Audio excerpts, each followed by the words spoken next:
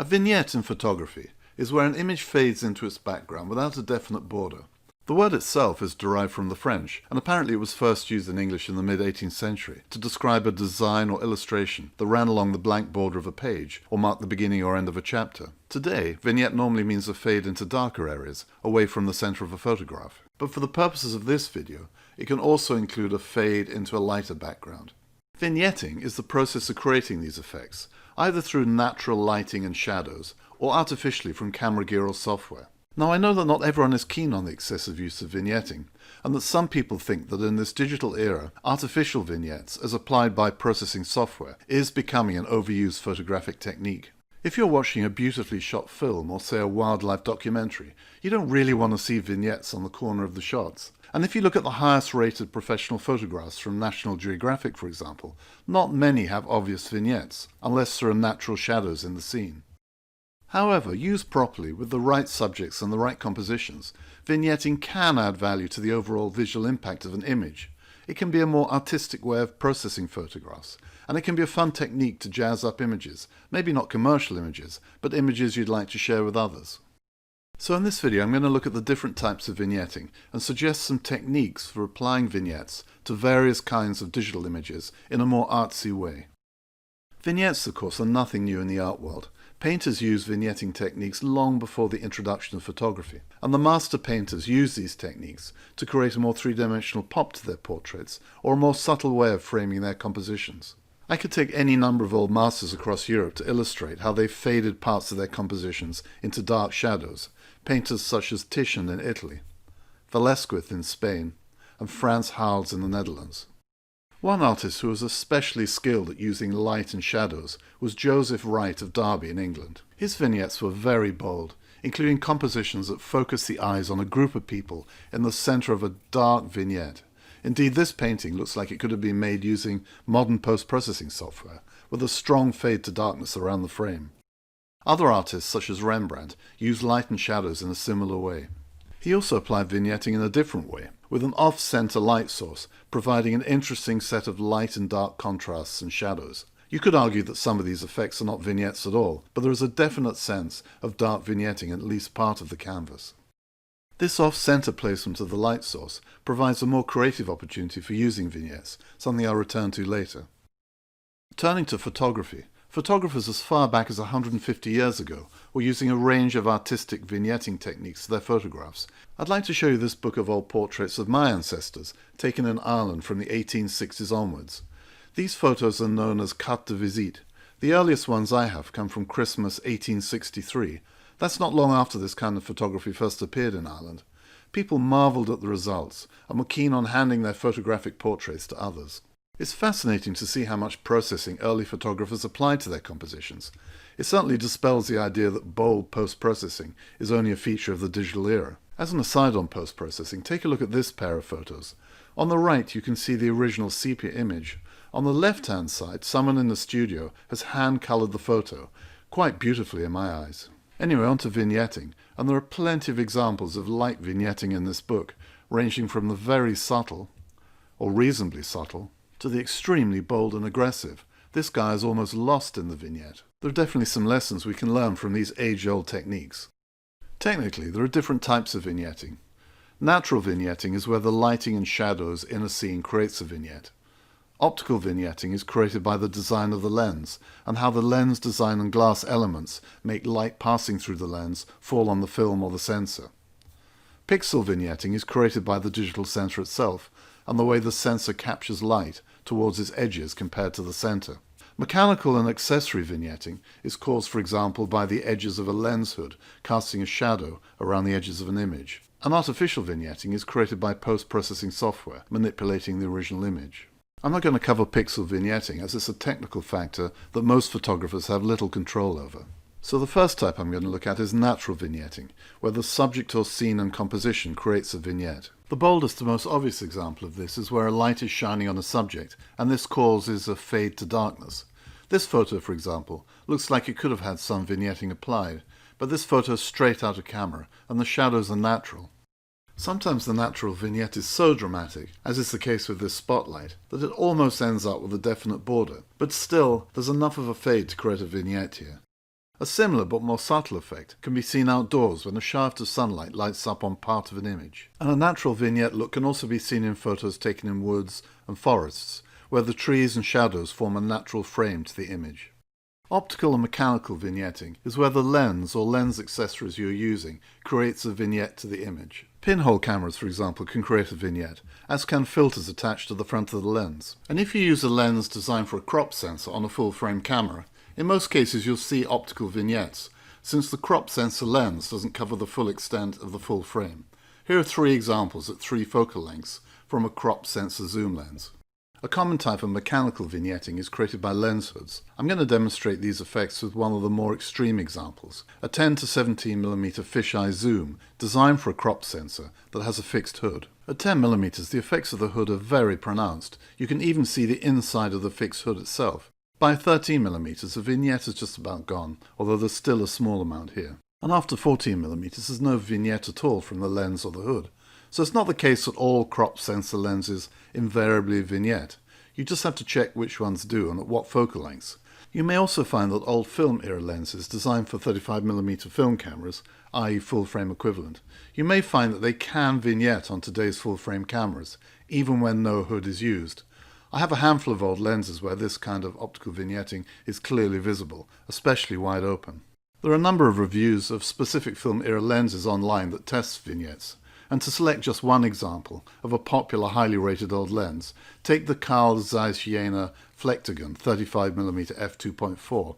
There's an excellent review of this lens by Philip Reeve on his website, including a test of how this lens vignettes on a full-frame Sony mirrorless camera. This is not always a huge problem. You can crop off the edges, although then you'll lose that wider perspective. It's definitely worth doing some research to find out if anyone mentions the lens vignettes, if you're thinking of buying a more expensive old lens and you use a full-frame camera.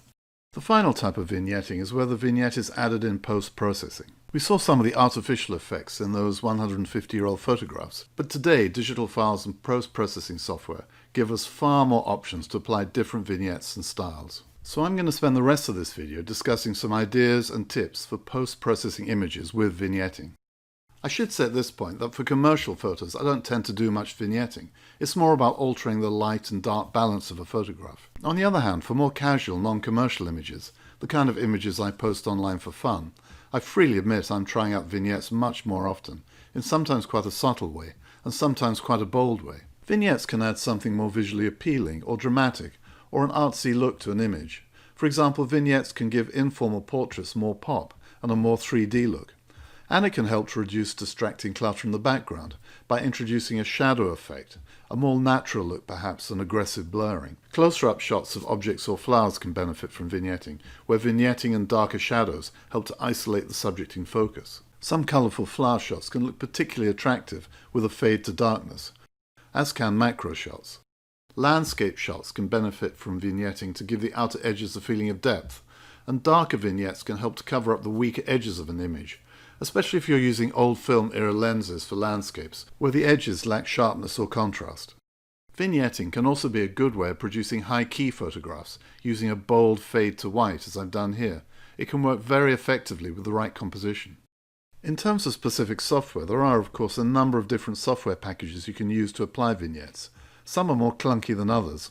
It's all about your personal preference and budget and skills, especially if you end up using layering techniques. I'm going to demonstrate vignetting techniques with the software package I personally use, the Nik Collection. My version was free to download legally a few years ago, and it's the one I'm using for this video. There are various choices for applying a vignette, and I'll cover the main ones I use. I'm sure there are others, so please tell us about them in the comments below. These choices are not software dependent, i.e. I'm talking about artistic choices, rather than the specific filters a software package can produce. I think the best approach is to decide what kind of look you want for your images, and find a software package that makes it easy to produce that look. The most basic choice is whether to fade an image into a darker background, or fade it into a lighter background. But a vignette can also be tinted, because you can fade an image into a coloured background. I'll provide examples of these options later. Once you've decided on darker or lighter or coloured vignetting, there are various choices for how you actually process that vignette. The first choice is the shape of the vignette, and we saw some alternatives in those 150-year-old photos from Ireland. You can apply a round vignette, or an oval vignette, or a more rectangular shape to the vignette, or indeed any shape you want, as long as it provides some sort of framing to the image. The second choice is how bold you want the vignette to be. Do you want it bold or subtle? In terms of processing, a bold approach is where the vignette is quite obvious, while a subtle approach involves a much smoother transition, without visibly showing any kind of framing. The third choice is whether to fade or blur the edges. The conventional way of producing a vignette is to fade the image towards the edges using light or dark transitions. But you can also blur the edges of an image. If you have a suitable composition, blurring can create a vignette look. Fourthly, learning a lesson from old portrait paintings, the vignette does not need to be centered. It can in fact be off-center, giving a more dramatic look to the image. Taken together, this gives you a variety of options for vignetting. I'm not going to go through all of them. Instead, I'll pick a few to discuss. So let's begin with a fade to dark that is centered. This type of vignette can give a 3D pop to images and a great sense of depth. Vignetting can be done with a very bold approach, as we can see here. There's no doubt that a strong vignette has been applied. Generally, I try to avoid a circular vignette, with most of the vignette in the four corners, and little or no vignette along the edges, because that can look rather fake. The only time I use circular vignettes is where I'm deliberately trying to create a rounded dark frame around the central image, especially if the subject itself is round, or I'm trying to create a tunnel effect to an image in a landscape, as I've done with this avenue of trees. Or if I want to accentuate the swirls in an image, I find a more circular vignette helps bring out the most swirly look sometimes.